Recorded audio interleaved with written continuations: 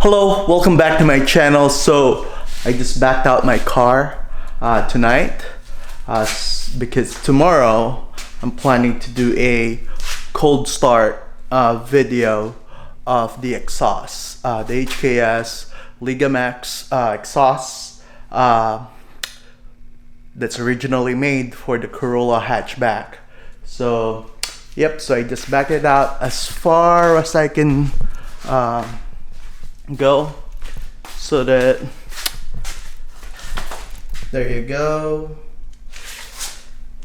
You just back it out as much as I can, so that tomorrow morning when I start it, it's a real cold start. Yeah, so that we can hear the sound on it.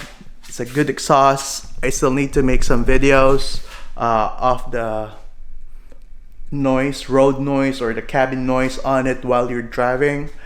I've been just busy lately because I just moved to this house. So if you can see, I have 2-car garage, actually 3-car garage.